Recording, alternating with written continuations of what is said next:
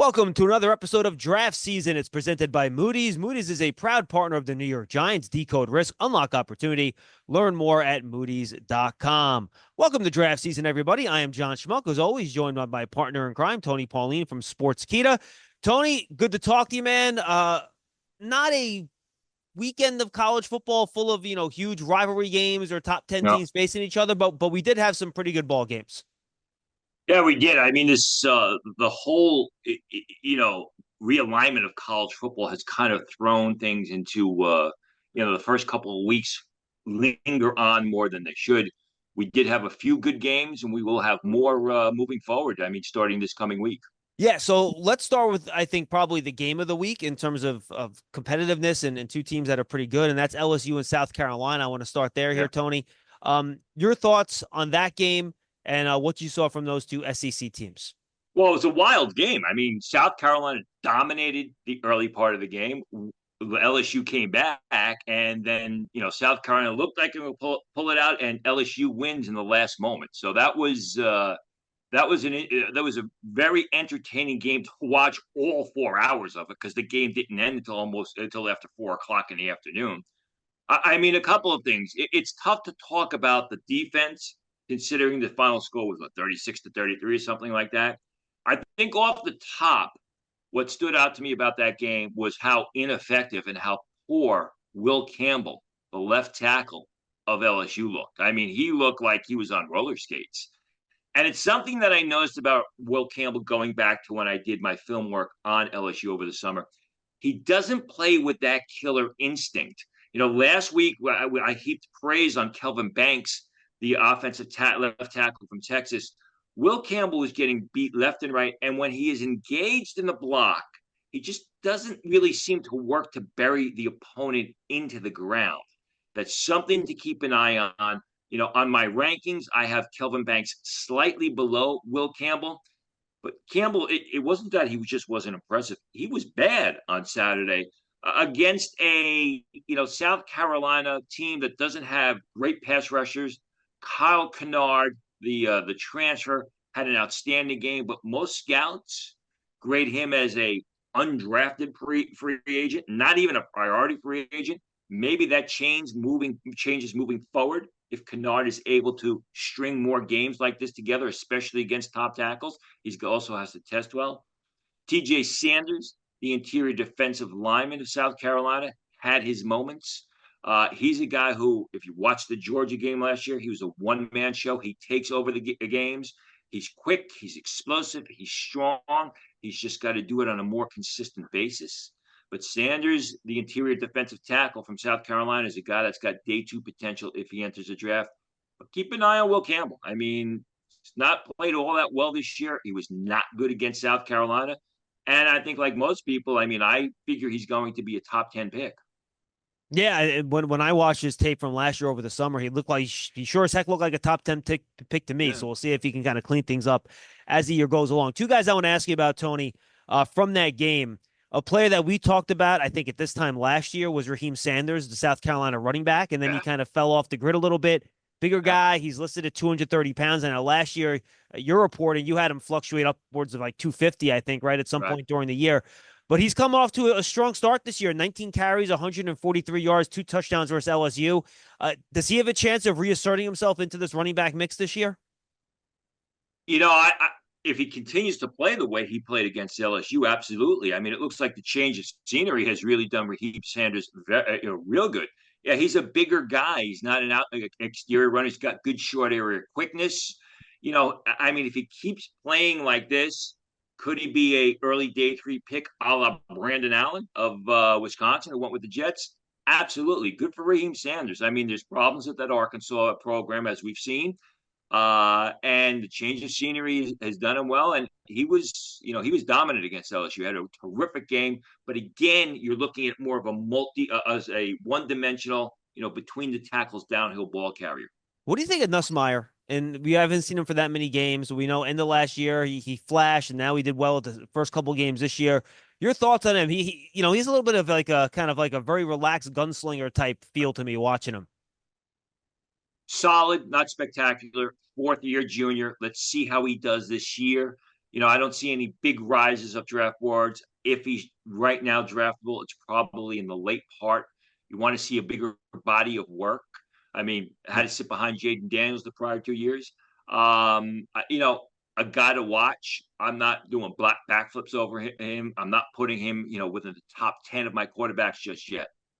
All right, let's jump over to another SEC team, Alabama, taking on Wisconsin in this game.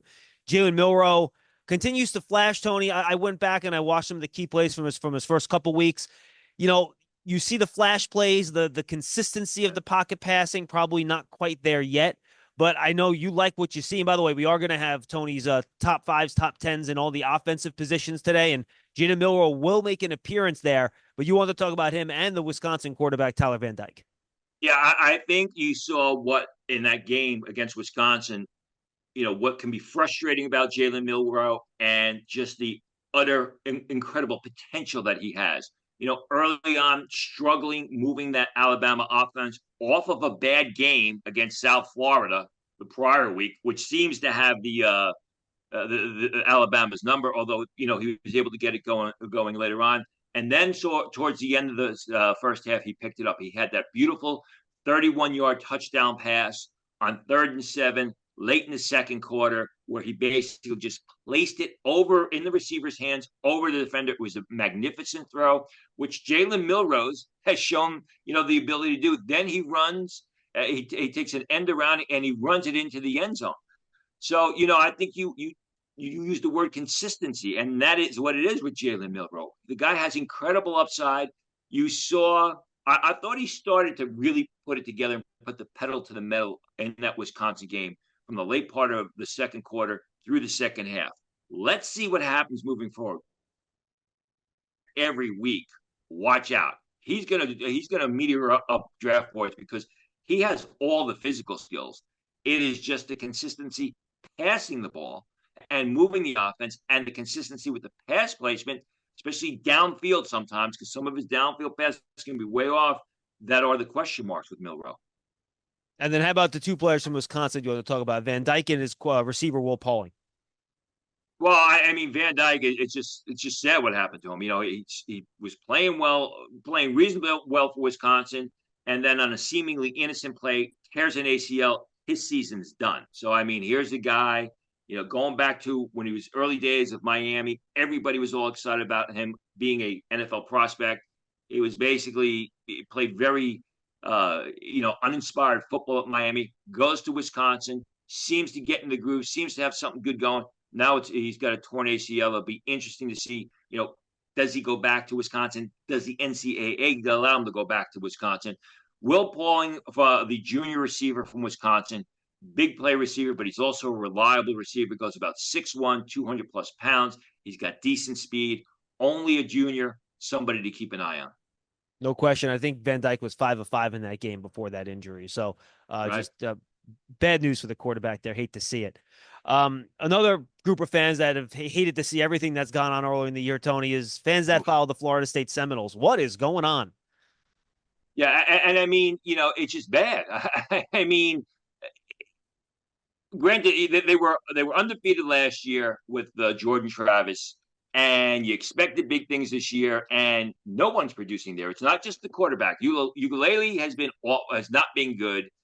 Their defensive line, if you watch that Memphis game, literally the first 3 quarters, the Memphis offensive line, who has players on it that are at best late round draft picks, a lot of them aren't even NFL prospects, are pushing around Josh Farmer, are taking care of Patrick Payton. I mean, these guys, they turned it on late in the game, but they were non-existent the first half of the game. They really haven't been that existent much this season.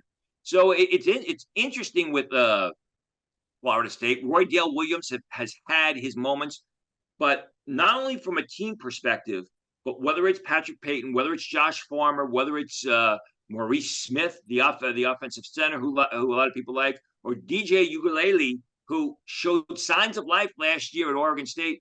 These guys have been failures on the football field, as you can see with the 0-3 record that the Florida Seminoles have put up this year, but they've also significantly hurt their draft stock. Yeah, no question about it. All right, let's jump over to Georgia and Kentucky. I think I was surprised this game was as close as it was. Went down late fourth quarter, very low scoring game. And a lot of the guys on defense for both teams, Tony, jumped out in this game. Yeah, well, first I think you got to start with that Kentucky defensive front line and that interior of the Kentucky defense. Everyone knows about Deion Walker, Keyshawn Silver, the junior, the other big defensive tackle, Derek Jackson, their terrific run stuffing linebacker, Jamin Dumas Johnson, the transfer from Georgia. These guys were terrific. I mean, the first literally 3 quarters of that game. And again, not only from a game perspective, but what you saw with Deion Walker, as well as Keyshawn Silver, playing against one of the best, if not the best, interior offensive lines in college football. And they basically just stymied that Georgia offense. Georgia was not able to move the ball at all. And when you look at, I mentioned Dylan Fairchild, Michael Morris, Tate Ratledge, who got hurt and had to be carted off the field. I mean, these guys are all top 100, top 125 picks from the Georgia offensive line. And Kentucky, the first 3.5 quarters, really had their way defensively with them. The problem is Kentucky just couldn't move the ball. I'm not a big fan of their quarterback. I think that was part of the problem. But when you look, I mentioned him last week, Jalen Walker. I mean, he looks like the next big time defensive player to come out of the Georgia system. He's an athletic guy. He was terrific rushing the passer. Last year, as a rotational linebacker, they used him in space, and he showed a lot of ability. Walker was a week one riser at my sports Skeeta column. He just continues to improve and improve. I had a 3rd-round grade coming into him on him coming into the season. That has since improved based on his play in the early going. Two offensive players for Georgia here, Tony. Trevor Etienne and Carson Beck both kept largely in check. Etienne, 19 rushes, 79 yards in the game. Carson Beck just 15 of 24 for 160. Yeah, but the thing with Etienne was he took over the game late in that game. What happened was, I don't know whether the Kentucky defense was just, getting tired, was just gassed because the Kentucky offense could not move the ball. But the reason that Georgia won that game was because late in the game, starting in the 4th quarter, they started handing the ball to Trevor Etienne. He started running around the edge, started turning the perimeter, and that is when the Kentucky defense broke down and Georgia finally took over that game. And I know you're a fan of Etienne. I am a fan of Etienne. You can see the creativity, the quickness, the footwork, the balance that he runs with, the ability to make defenders miss. You can see why, you talked about Raheem Sanders before. Trevor Etienne is the exact contradiction of Raheem Sanders. He is not a big interior mauler. He's a guy that can turn the perimeter, that will make defenders miss, have them grasping at air. And that's what you saw in that Kentucky-Georgia game late in the contest, which is why Georgia won the game. Yeah, it doesn't run with a ton of power between the tackles, but his elusiveness, you could definitely see him be a weapon in the pass game once he gets to the National Football League. And just your thoughts real quick on Carson Beck. He made a couple of really nice throws over the middle, I thought, in small areas. I thought they played defense on those Georgia wide receivers very well. But again, just 160 yards, 15 to 24. And that's Carson Beck. I mean, we'll talk about it more when we get into the quarterback rankings. Carson Beck is sort of a miniaturized Jalen Milroe in that he makes some wild passes. He'll make some nice passes, but you don't do it on a consistent basis. Now, only 160 yards. You said that they covered the receivers well. A lot of that credit has got to go to the Kentucky defenders and the guys that I just mentioned, because they basically they stymied that Georgia offense for 3.5 quarters. All right, 2 other games real quick, Tony, before we get to, or one other game and then one other item we want to get to before we get to your top 10 list at each position here. First, Colorado State. I watched a lot of this game, and, Torrey Horton, the wide receiver for Colorado State, not 100% healthy yet, but Travis Hunter, cornerback and wide receiver, certainly outproduced him in really both ways, whether you're looking at the head-to-head cornerback wide receiver matchup or the wide receiver matchup.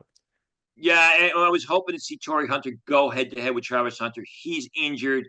I mean, he's a guy that's well-liked in the scouting community, got a 4th-round grade last year, decided to go back to Colorado State for another season. I hope it works out for him. But, I mean, Travis Hunter, I still think there are some hurdles in the road, some bumps in the road as far as his cornerback skills are concerned, and he's got to brush them off. But wow, I mean, he's just so terrific as a receiver, so very natural, a game breaker, so quick, so explosive. So again, I mean, we'll talk about this later on. Is a team going to draft him as a running back? Is a team going to convert him as select him as a cornerback? Are they going to use him at both? Yeah, I mean, I think right now wide receiver would be my guess, just because I think Yeah, that's where he's I going to agree. want to play, because that's where the bigger checks are coming in at the National Football League level these days. But we'll see how that goes. Two other wide receivers, Tony. They were kind of the consensus two top wideouts in the class heading in, and both Luther Burden and Teteroa McMillan, I believe I have that Right. correct. Neither one has disappointed this year. They both continue to produce. No, Burden was very key in the Missouri comeback against Boston College. And, I wrote this in my write up at Sportskeeda on Missouri. If the draft were held today, Luther Burden would be the highest rated player on most boards in NFL war rooms. Doesn't mean he would Really? be doesn't Wow. mean he would be the first player selected, but it means when all the grades came out, Luther Burden's name would be at the top as far as most of those teams are concerned. And he's an explosive receiver. He's a game breaking receiver, but he's also got good size, and he brings the element of return specialist. 6 receptions, 117 yards, and one TD in that comeback win over Boston College. McMillan, 11 receptions for 138 yards against the Kansas State secondary, or Kansas State defense, I should say, that has 3 draftable players in the secondary. So Kansas State knew the ball was going to McMillan. They've got talented players there, but they couldn't stop him. Granted, Kansas State won the game by a large margin, so that they don't care.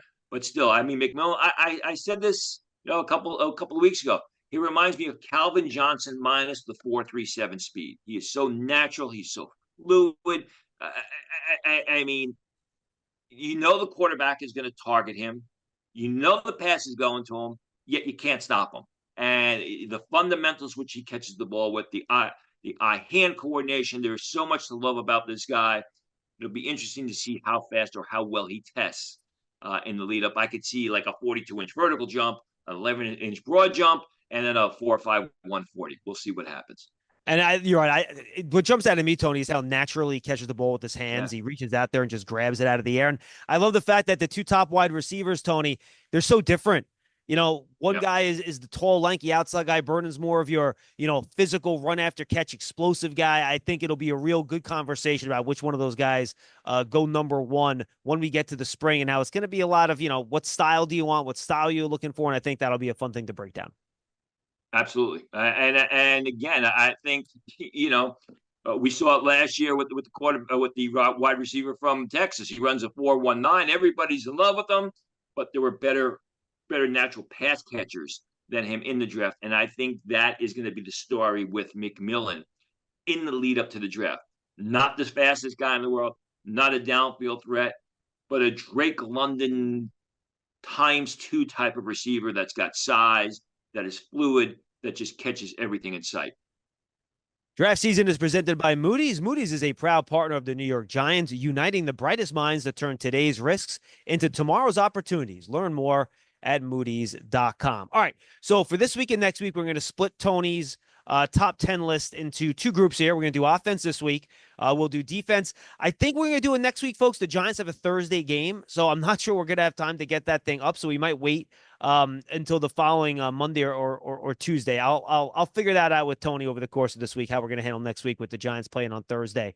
It's just a real tight week here. It's hard to get a lot of content in over just a couple of days before that Thursday game. So it'll be this episode will be offense. Whatever the next episode is, that'll be defense here on draft season. So Tony, let's start the quarterbacks. We've touched on a couple of these guys already. You still have Shedeur Sanders at number 1. And Carson, you have five guys, pardon me, with first round grades. And if those that follow Tony, he's stingy with his first round quarterback grades. He does not give these things out willy nilly. So take note. He is Shedeur Sanders, then Carson Beck, then Jalen Milroe, Drew Aller from Penn State, and then Quinn Ewers, all with first round grades here, Tony. I think the first thing that needs to be brought out is none of these guys are setting the world on fire. We don't see any Jaden Daniels type, even JJ McCarthy type of movement from the quarterback Now, class Tony, I this will year. say this real quick. Sanders' numbers have been prolific, but if you watch the games, he doesn't kind of bounce like Daniels was last year. No, and I think he tries to do way too much, and he's getting the crap kicked Yeah, out of him. And bad also, offensive I line in mean, front of him, really bad. and the fact is they got smacked around. They beat Colorado State, but they got smacked around the first 2 weeks of the season. Yeah. So when you're playing from behind and you can't get a running game going, because remember LSU had a quasi decent running game last year. Colorado's got no running game. Everything is on Sanders' shoulders, so you Yeah. got to be careful with the numbers. I think with Sanders, it's a matter of just fundamentals. He oftentimes doesn't set his feet properly. He He drifts doesn't all release the time, the right? He's ball always properly, drifting. and that has to be figured out. We mentioned Carson Beck. Same thing with Jalen Milrose. You want to see more consistency. You want to see that these guys can carry the offense on their shoulders. Although in the case of Carson Beck, he may never be able to, never be asked to do that because of the running game they have there. Drew Alar, I mean, he started off slow this season. He's going to move. They're going to now move into the meat of their Big Ten schedule. But there were times I went into the summer being kind of hot and cold on Drew Alar. There are times when you look at his pocket passing skills, he is phenomenal. I mean, he is just an outstanding pocket passer. But again, we want to see the consistency this year. Quinn Ewers, I know a lot of people love him and talk about him as a top 10 pick. I think he's a gunslinger. He's got a good arm. There are some things about Ewers' game that really concerns me. He tends to stare down the primary target. He's very slow pulling the trigger. I mentioned this to people in Texas last year, and they say, well, he just doesn't want to make a mistake. I still see that this year. Now he's got the injury, and Arch Manning is playing. We'll see when Ewers gets back on the field. But of all the top quarterbacks, that is the one that I'm most concerned about. And there are a lot of scouts that have have a third round grade on Quinn Ewers. They're not sold on Quinn Ewers because of the slowness pulling the trigger, because of the fact that he stares down the primary target. All right. Three more quarterbacks, Tony, I want to touch on that you have day 2 grades on. Cam Ward out of Miami, obviously the transfer. Jackson Dart out of Mississippi. Those two guys probably have the best numbers, Tony, of the quarterbacks we've talked about. They've been very productive the first few weeks. And then you have Connor Wegman from Texas A&M as your other day 2 grade. Pardon me. Does Ward and Dart here have a chance to elevate themselves into round 2 or even day 1 conversation if they continue their production? Ward, absolutely. He pounded Florida in Gainesville. Everybody thought it was great, and if Florida gets their lunch handed to them by Texas A&M this week in Gainesville, so you got that kind of takes the shine off of that game. If you will, he's got a couple of big games coming up. He plays against Virginia Tech. That's got a terrific secondary. Then Ward and the Miami Hurricanes play against Louisville. That has a terrific secondary. Let's see how he does against those talented teams. But everything looks good. He's got great physical skills. Yep. And really what he's shown in the early part, especially in Florida, is he's got it going on between the ears. He's got great poise, and he's got great control of the offense. If that continues on, I could absolutely see him vaulting into potentially the first round. You look at the size, you look at the arm strength. Some coach is going to fall in love with that. I think Jackson Dart, he doesn't have those same physical skills. Watch Jackson Dart. Let me know what you think of his arm strength, because he's not a guy, he's more of a game manager, and he does it very well. But he's not a guy that can drive the passes downfield like Shedeur Sanders, like Cam Ward, like Drew Alar, like Jalen Milroe. Those deep passes tend to float. Doesn't have great velocity on the outs, which is why I think he will be on the outside looking in as far as a guy that could make a big move up draft boards. I do think, though, I agree with all that, Tony. I don't disagree with anything you said about Dart. I think he's very accurate. And I think more so than any of these guys we've talked about, I think he throws with better anticipation than any of the guys he will release the ball before the guy's even getting into his break, and he'll get it there on time. So I do think it's a real nice contrast here with some of these guys in terms of what their strengths and what their weaknesses are. Yeah, absolutely. And I agree with you about Dart. But when it comes down to draft time, what you describe is sort of a Peyton Manning type of quarterback, versus Ryan Leaf, and I love Manning because of that, because of his pass placement and thing. I like Jackson Dart. I have Jackson Dart graded as a third round pick, which is much higher than most people. I just think it's the lack of the arm strength which is going to sort of suppress his draft stock. Yeah, and then last thing on the quarterbacks here, Tony. By the way, you have Riley Leonard and Will Howard. They round out your top 10, both with fifth round grades. You can comment on them if you want. And I do wonder if NFL teams, and I don't know what's going on with Bryce Young. Both of us really liked him coming out, but I wonder if teams have learned a little bit over the last few years. The quarterbacks that have had success coming out have been the guys that have been very toolsy. And a guy like Young, who's a little bit shorter, again, he didn't have a great arm either. It was fine, but I would say his arm was, it's Jackson Dartish, right? It isn't that much different. I wonder if teams are just going to try to aim now for the tools and trust that they can coach some of these guys up at the next level. Yeah, tools and the size. I mean, look at all the Right. problem Tua is having. Yep. With the concussions, you got to, and that was always the downfall of these RPO mobile smaller quarterbacks. How were they going to be able to hold up against 265, 275 pound defensive linemen that could run 4.6, 4.65? So yeah, it's an interesting contrast. They're always going to want the guy that can throw the ball 80 yards down the field because they feel that they can coach that player to be a football player, to be a quarterback in the NFL. That's where the problem arises. So a lot of times they can. That's why you have so many busts. But I think with Bryce Young, yeah, I liked him too. He came across as a genius. I just think there were so many bad things going on in that Carolina organization. It's not going to help Bryce Young. Yeah, no, absolutely. And then Kyler Murray, another smaller guy, Tony, he's had injury issues too, right? I think when he's played, he's been productive. Like production isn't the problem with Kyler Murray, but he's had injury issues throughout his first 3 years too. That his ACL, he had hamstring, I think, his first couple of years too. So just something to keep an eye on here. But I think Tony, all in all, I think given where we were at this time last year, even in the offseason last year, I think this quarterback class has turned out to be maybe look a little bit stronger than we thought it would, right? It can be. I mean, everybody last year at this point, we knew about Caleb Williams. We knew about Drake May. We didn't know about Jaden Daniels. So I think it can be very strong. These guys just have to elevate their games and be more consistent to get people more excited about them the way Jaden Daniels got everybody excited about his play.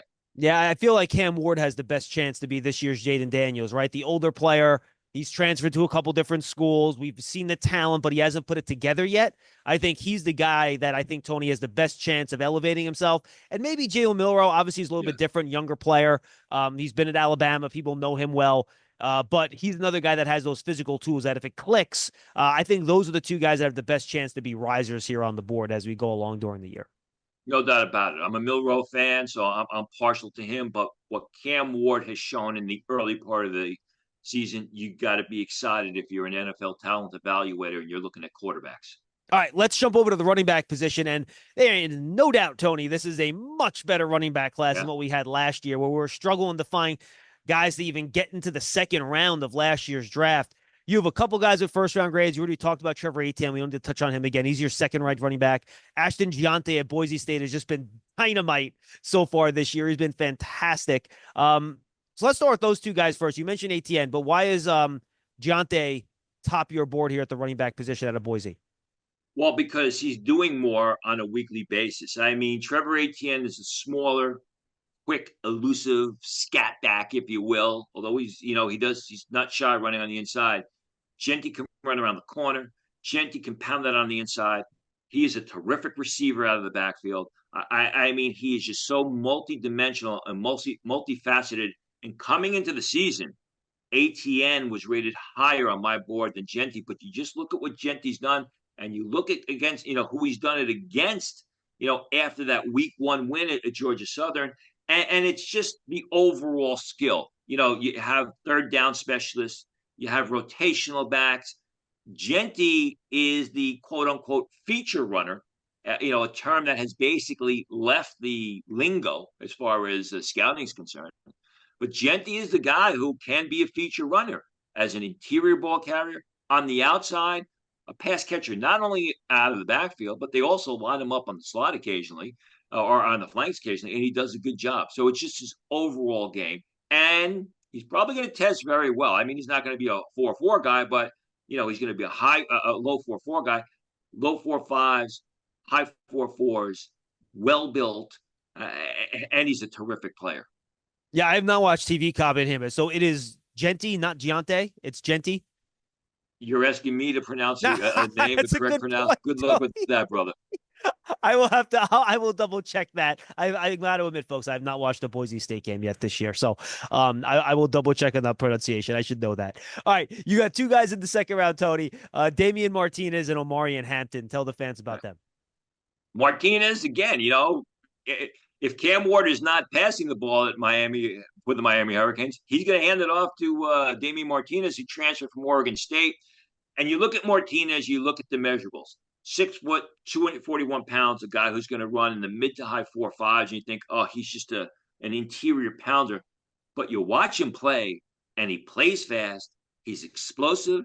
He's quick. He has the footwork necessary to make defenders miss, to avoid piles. He is. It's strange in that he's a big downhill grinder who plays exceptionally fast and has a burst and is multifaceted in his game. Omarion Hampton is sort of the Genty type in the sense that he's got the strength to run on the inside, but he's got the quickness and agility to turn the corner, and he's a terrific pass catcher out of the backfield. So I think Hampton, Martinez, and Genty are all your 3-down type backs, where Trevor Etienne could be a 3-down back, but more in certain schemes. A lot of talent in these top 4 guys. These guys all have the potential to be starters on Sunday. All right, and now let's jump to your next group of running backs here, Tony. Also, you have another 6 guys with day 2 grades. These are all guys you have in the third round. Jaden Ott out of California, Donovan Edwards out of Michigan, Nick Singleton out of Penn State. We talked about him briefly, I think, last week or the week prior. Travion Henderson of Ohio State, a guy we talked about last year a lot. He decided to stay back. Kyle Monangai out of Rutgers. We talked about him last year as well. He went back to school. Ollie Gordon from Oklahoma State. I know a lot of people have higher grades on him than round 3. And same for Quinshawn Judkins, who was the transfer to Ohio State. We haven't seen Ohio State play any big-time teams on their schedule yet. They'll be coming up. Curious to see how those guys work out. But your thoughts on that large group of guys in round 3? Jaden Ott is a guy who has just got incredible speed. He's an explosive guy with decent size. He goes about 5'11", 5'10", 208 pounds. And he's not only an explosive running back, he's also a great return specialist. So he's going to fit in that day 2 area. Donovan Edwards, we've talked about him in the past. He's been okay this year. I would have liked to see more from him, being that he is now the feature runner at Michigan. But as we talked about in the past, Michigan lost, 6 offensive linemen? They talk about losing J.J. McCarthy, Corey, and everybody. They also lost 6 offensive linemen, which is going to hurt them. Singleton, we talked about. Trayvon Henderson and Junkins, they're different types of backs. Junkins is more your downhill grinder. Trayvon Henderson, he's got better speed. He's got better quickness. He's more creative. Manegi of Rutgers is a guy that, he reminds me of Curtis Martin. And I know that's pretty big praise, but he's a guy who just finds ways to pick up positive yardage every time the ball's in his hands. 5'9", 205 pounds, probably going to run in the low 4.5s. Was kind of surprised he went back to Rutgers this year because I knew there was going to be a big workload on his shoulders. Scouts grade him as a third rounder. Just a terrific, doesn't do too much catching the ball in the backfield, in large part because the Rutgers passing game has been so bad in recent years. But he's a terrific ball carrier with great vision, with great instincts, and consistently picks up big yardage or even the important yardage when the ball is in his hands. All right, let's jump to the pass catchers here, Tony, the wide receivers and the tight ends. We already talked about all 3 of these guys, but you have 3 players with first-round grades. McMillan, I think, is going to be a top 5 pick. McMillan is going to be the guy the receiver that everybody wants to move up to get. That could be upset by Travis Hunter because team will say, well, listen, we're going to have Travis Hunter as a receiver, and then we'll put him on the field in our nickel or dime packages, and he's got the athleticism, to also be a return specialist. McMillan's the most natural of them all, and he's got the best size of all the top receivers. Travis Hunter is, you're looking at Travis Hunter. He's a good receiver now. You're projecting as to what a great player he could be 2 or 3 years down the line. Luther Burden is just a game breaker. He's a terrific pass catcher. He plays fast. He shows the ability to hit the home run, and he comes up with big play after big play. And he does it all in a body that's 5'11", 205 pounds. So he's not a small receiver by any means. Yeah, he's thick. Like he's one of those guys that's Yeah. very tough to tackle once he has the ball in his hands. I'm with you. All right, let's stick with wide receiver, Tony, and we'll hit tight end after we finish with the wide receivers. 2 second-round grades for you. Isaiah Bond, the speedster, went from Alabama, transferred to Texas. He's got that over the top speed, kind of their Xavier Worthy replacement there in Texas, right? And then you have Evan Stewart out of Oregon. I mean, Bond, you saw him last year at Alabama. It was, I guess, it was a surprise to many. They decided to transfer to Texas, but he's got that home run hitting speed. He's a guy that will take defenders deep. Same thing with Evan Stewart. Stewart's not as refined as Bond.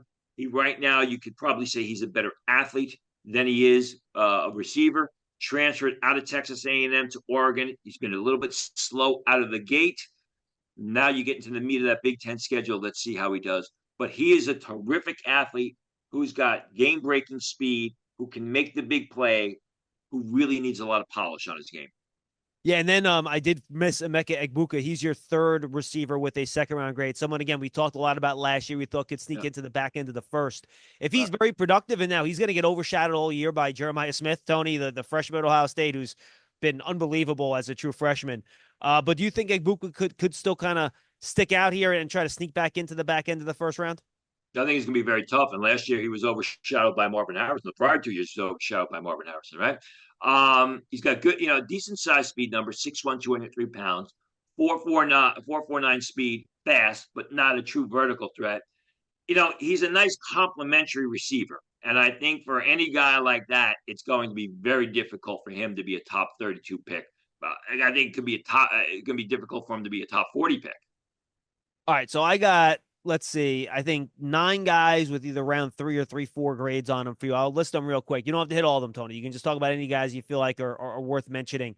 You got Adam Randall out of Clemson, Daquan Felton out of Virginia Tech, Kobe Prentice out of Alabama, Jalen Lane from Virginia Tech, Barian Brown out of Kentucky, Antoine Wells out of Ole Miss, Sam Brown from Florida, from Miami, pardon me, and he was a transfer. I think we've talked about him before. So any of those guys jump out at you?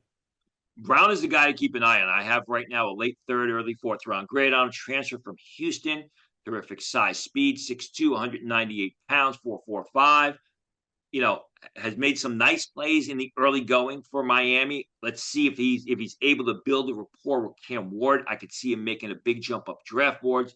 Daquan Felton, the transfer from, I believe it was Norfolk State to Virginia Tech. Super senior, 6'4.5", 215 pounds. Terrific possession type receiver, which goes along well with Jalen Lane, at Virginia Tech, the transfer from Middle Tennessee. 5'9", 196 pounds, but he's a low 4.4 guy. So he is the vertical threat in that Virginia Tech offense. They work well. They work well with each other. Antoine Wells of Mississippi, thought of highly in the scouting community. Transferred from South Carolina. Terrific size, 6'2", 208 pounds.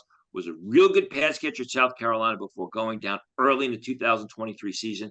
He's got a lot of ability, but he's just got to show. He's got to get his game back to where it was, early in the South Carolina career before the injury. All right, Tony, we mentioned how the running back class this year is better than last year. I think the same can be said about the tight end class, aside from Brock Bowers, who obviously is a top 15 type of player last year. But Colson Loveland, the tight end from Michigan, you have a second-round grade on him, along with Jake Brittingschool out of Clemson and Mason Taylor out of LSU. Yeah, Brittingschool is a guy that when you look at the internet, you look at these mock drafts, he really doesn't get a lot of love. But the guy is 6'5.5", 231 pounds. He runs in the 4.6s. A lot has gone wrong for Clemson football the past couple of years. Brittingschool is one of the few things that has gone right for Clemson football. I mean, he is a big, long target who plays the tight end position like a receiver. He's not a bad blocker. He's a solid blocker. And I think he's got the potential to be a number 1 tight end on Sunday, as do Colston Loveland, the Michigan tight end, another longer receiver, catches the ball extremely well. They line him up all over the field. He was, when people thought that they were going to run the ball last year with J.J. McCarthy, he throw it out to Loveland. Went down with an injury Saturday, walked off the field in the Michigan who they play Arkansas State game, so got to keep an eye on that. but he's got an NFL type body. Mason Taylor's got great bloodlines. He's a terrific pass catcher, 6'4.5", 245 pounds, runs in the 4.6s. You talked about the LSU quarterback of earlier in the show. They've got a good running game. I think Mason Taylor, they don't have the explosive talent at receiver as we've seen in the past, especially as we saw last year. So I think Mason Taylor's got the opportunity to get a lot of reps this year at the tight end position. He's got a ton of upside. He's a fun guy to watch. Any other tight ends you think worth mentioning, Tony? Rondé Gadsden, the second, Yeah. obviously, that's a name that jumps out to me. Yeah. Anybody else with those, third, fourth round grades that you think is worth talking about here? Well, it would be a Rondé Gadsden who moves from receiver to tight end this year. He was a bigger possession receiver who everyone knew was going to be a tight end. Was injured last year, I believe, in the second game of the 2023 campaign. Comes back this year. Obviously, the name sticks out, but the talent also sticks out because he is a big, natural pass catcher who does a good job, or has always done a good job. But again, like Antoine Wells of Mississippi, now has to return from an injury, which put him on the sidelines for most of 2023. All right, let's jump over to the offensive line here, Tony. We talked about a couple of these guys already. Will Campbell is still your number one tackle. You have Kelvin Banks right behind them. Then you have three guys with kind of first and second round grades, kind of that end of the first, beginning of the second round type of deal. You got Emory Jones out of LSU, Josh Connolly out of Oregon, and Diego Pounds out of Mississippi. We already talked about Campbell and Banks. Talked about Banks at length last week, so if viewers want to go back and see that. Emory Jones, I know a lot of people think of him as a lock first rounder. I don't know. He's 6'4.5". He is strictly a right tackle. I think he can be a first rounder. I just am not as high on him as others. I am incredibly high on Josh Connolly, the left tackle for Oregon. He's very athletic. He's mobile. He's terrific in pass protection. He's outstanding blocking on the second level. The only thing is he may measure barely 6'4". So, are you okay with a left tackle that's 6'4"? If you are, then Josh Connolly is a first round pick. So I imagine arm length for him is going to be a big deal, right? Of course, as it is with any potential left tackle.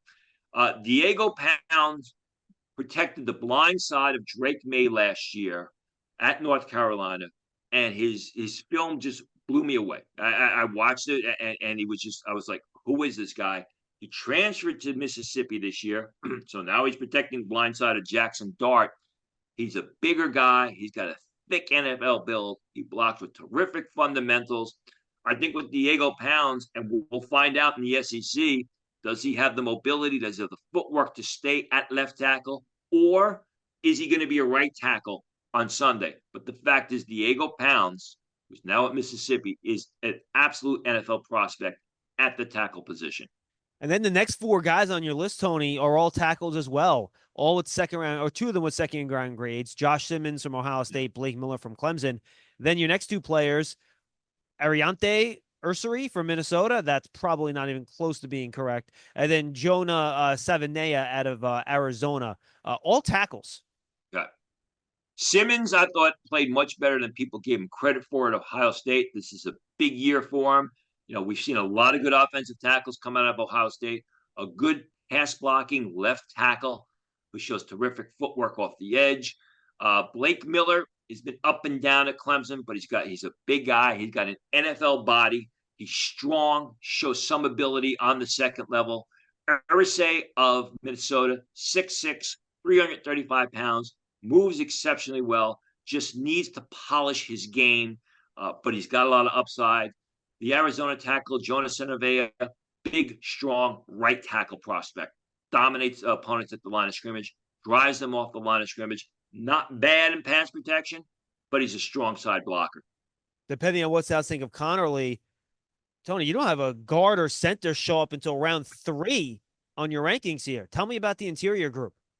Well, yeah, and the center class is just terrible right now. I mean, what will probably happen is, as we've seen in years past, there will be tackles or even guards that are projected to center, which may save the class. But right now, the center class really isn't a good one. Jaden Roberts of Alabama is your prototypical Alabama type of offensive lineman, big mauler, punch in the mouth type of power blocking lineman. You can say the same thing about Dylan Fairchild of Georgia, who's got enough size to play the tackle position. Charles Grant, who we talked about at length with Jim Nagy in our Senior Bowl interview. He is a left tackle at William and Mary, 6'4" and a half, 292 pounds. Project him to guard, mobile, zone blocking type of lineman, real good on the second level, real good in pass protection, but really has to improve his strength at the point of attack, which you would expect from a guy coming from William and Mary. I would expect, as we talked about with Jim Nagy, we talked about with Eric Galko, we're going to see Charles Grant in either the Shrine Bowl or the Senior Bowl. I think people are going to be blown away by the way he moves on his feet. And then Donovan Jackson of Ohio State. I mean, we mentioned Josh Simmons of Ohio State a little while ago. Donovan Jackson was a player who, a year ago at this time, some people were projecting as a potential late first round pick. He had a terrible year last year at Ohio State. As much of that offensive line and offense did and disappointed last year. He made the proper decision. He made the best decision going back to school. Jackson is a guy, 6'5" and a half, 318 pounds, very athletic, very mobile, a zone blocking lineman who just has to improve and get his game back to where it was in 2022 and take it from there. All right, folks, that's draft season for this week. Tony, anything you want to add before we say goodbye? Nope. Next week the next show we'll do defense, and that'll be fun. Yeah, absolutely. And again, we'll see, folks. I'll tweet something about it when I tweet this episode out. I'll let you know if we're gonna have an episode next week or if we are just gonna wait till after that Giants Thursday night game when things get a little bit crazy around here. So we'll keep you updated. We'll let you know. And we're gonna have Tony's top 10 on defense in that show. So it'll be must watch. And then maybe we'll start mixing in some more guests as we move along. As college football heats up, Tony, we'll get some really good games every weekend for us to talk about. There'll be a lot to do here on draft season, all brought to you by Moody's, a proud sponsor of the New York Football Giants. Thanks for being with us, everybody. We'll see you next time on draft season.